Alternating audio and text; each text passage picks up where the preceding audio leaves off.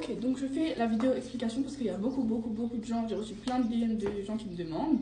Qu'est-ce qui se passe? Et vu que je me suis engagée sur TikTok, je me dois de vous raconter. Donc en gros, comme vous savez, je suis partie à Palma de Majorque. Le 22.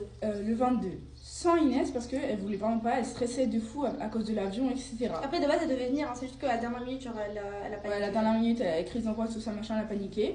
Elle a pas voulu venir du coup. Mais elle m'a dit vas-y quand même et tout, t'inquiète pas, amuse-toi, machin, parce que c'était une surprise de base, c'était une surprise pour moi. Et du coup, elle est pas venue, et sauf que c'est moi qui avais les clés de la maison. Et vu qu'elles dorment, enfin elles habitent ensemble, bah, du coup elle pouvait pas rentrer chez elle quoi. Donc elle pouvait pas rentrer, donc je suis partie à Majorque avec les clés, donc elle pouvait pas rentrer, machin. Elle me dit rien, elle me prévient pas qu'elle peut pas dormir dehors, ni chez sa mère, donc elle décide de dormir chez son ex. Elle vous dira sûrement, non mais j'ai dormi chez ma meilleure amie et tout, c'était pas chez mon ex.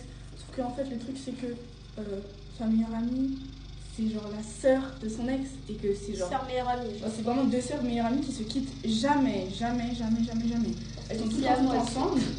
Avant, elles faisaient des sorties à 3 et tout. Donc elle sait très bien qu'elles sont tout le temps ensemble en fait. Donc, elle sait très bien que je suis une personne sensible, très sensible, je suis hyper sensible quoi.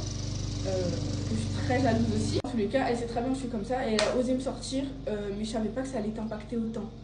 Alors que même quand elle me disait ouais je vais juste dormir chez ma meilleure amie parce qu'elle a une autre meilleure amie, je vais juste dormir chez elle machin, ça me dérangeait genre, et pour moi elle le faisait pas. Et par contre là, parce que moi je suis pas là, au lieu de juste marcher dehors, elle est pas obligée de dormir dehors, elle peut juste marcher la nuit dehors, surtout que le lendemain elle est venue à Palma.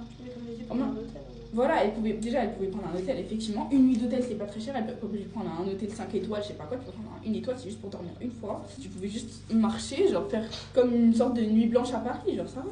Et là, elle est partie, mais bref, j'ai juste un truc.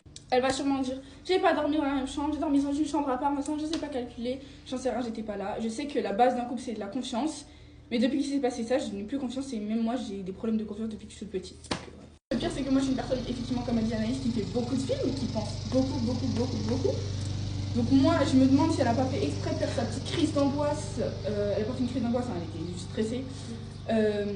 Pour dormir chez son ex durant le voyage et tout, même si on dispute beaucoup, j'essaie d'être quand même gentille avec elle, genre je lui fais des câlins, je lui fais des bisous et tout, alors que en fait j'ai mal au cœur, genre j'ai peur qu'il se soit passé quelque chose entre elles, même si je sais que je lui fais confiance et tout, mais juste genre ça me fait grave peur, genre j'ai pas envie que...